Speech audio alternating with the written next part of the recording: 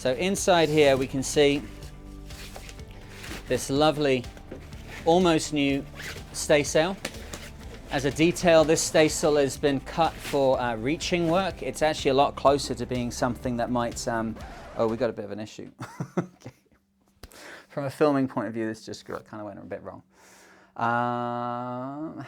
All right, so here we are in the bow of the boat. We are actually filming one of the seamanship videos, which is going to be, they all have to be very kind of storied and planned so that we can teach, right? But what actually happens behind the scenes, hello everyone from Patreon, is sometimes it's not the way you expect. So we dropped the sails off the boat because there was a very strong wind coming through, 40 knots about a week ago. And Benny and Christian, who have just come to work on the boat, they were fantastic, stayed out here a little bit longer and got this sail down. This is a roller furling sail, so really you could have just rolled it up and then piped it down into the boat. But because they're tall ship people, which I love, they have flaked the sail, which is great, but we were just about to film the unrolling of the sail and all that stuff. So to solve this kind of issue, all we have to do is, this weighs about 60 kilos. You can't really like feed this up the ladder. It's very steep in here, it's very heavy, and if it goes wrong, it's going to land on someone. So what we're doing is I brought a halyard in. This is just the jib halyard. We just stick this guy around like this. Maybe make sure it's, put my hat back on. So it's got ties? Yeah, it's got some ties here. These are the ties I was undoing when I realized, hang on, this is not what I'm expecting. All right, so a lovely flaking job, which is good. And it will, I guess the good thing is it allows the sail to relax a little bit. If sails stay in one configuration for too long, they can end up getting like worn. If you get a piece of plastic and just flex it backwards and forwards, it's gonna fail in that place. That's what would happen here. If it's flaked for too long, if it's rolled for too long, if it's in any position for too long, you mess it up. So it's kind of cool they've done this, it's great. But what we'll do is we'll hoist it on deck, lay everything flat, and then we'll start doing the seamanship video. Okay, and of course the cameramen now are gonna be like, no, sorry, union rules, we can't help you grind. So it's Muggins doing it. All right, let me go and get hold of this.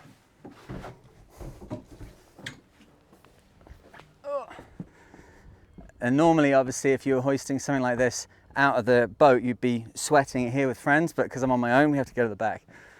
So when I did the around the world stuff, I did not have grinders on my boat. On the crewed boat we did, but not on the solo boat. So I still really like working on top-loaded winches like this. I think a lot of people see the grinders, the coffee grinders, as being like a real premier thing that, oh, you've got coffee grinders, and they're good, but there's also a lot of good work to be done just by using a top-loading winch like this. So it's the jib halyard, and then inside the boat is Justin, who will make sure that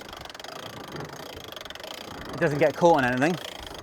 I guess a little detail while we're here is when you're working with winches, there's the winch handle can move a little bit before it catches the next pull, but if it flicks back just that amount, when they're dealing with these kind of loads, just that small amount there, if you're holding onto the winch handle like this and it pushes back against you here, you can dislocate your thumb. So you'll notice when I'm using the winch handle, I've always got my thumb wrapped around like this, and then I can't experience that.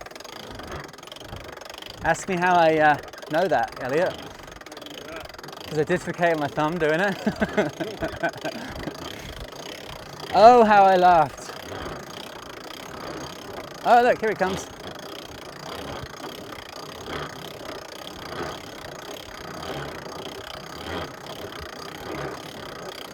Okay, it ain't pretty.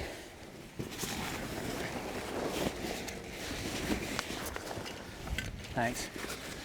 Got it. Okay, I'm going to close the hatch immediately because this is probably something we'll change on this boat. These huge hatches are great for professional sailors that are really aware of it. Plus they're being paid. Plus if they fall down it, people just laugh at them. But if we're doing sail training, if we're working with a boat, this is a major hazard. So I'm always very keen to get these closed down. Oh, there we go. Okay. We'll ease the halyard off and then we've got a sail on deck. Lots of friction here, hardly any weight, so we can go right down to like one turn for something so light, and then we just ease the sail down onto the deck. A lot of the stuff we do when we're solo, it ends up being more messy. You'll particularly see it when we do reefing later on. As long as it's down, it's secure, it's safe, whatever, get up there and do it. It's not going to look quite as pro as if you have a load of people on board. So It's very smooth, right? No one's going to ever know the difference. Okay, so what we're doing here is, this is the furler that we're going to be using for the video. You can see it's a little bit older. It's got some pock marking here. Some of this is damage from people hammering it, trying to get the pin out. The reason that the pin's sticky is because you've got a stainless steel pin here, or a hardened steel pin, and then it's going into this magnesium alloy. And over time, the two start to react against each other. So the solution for that would be a little bit of dry lube or a little bit of Tef gel, depending. Tef gel's okay, but it can end up on everything. Dry lube will coat it and stop it from getting like this. But for now, what we got to do is just tidy everything back up with a file. And that's unfortunately just, it probably had a little bit of salt water on it, and then it was left together when it was inside the bag.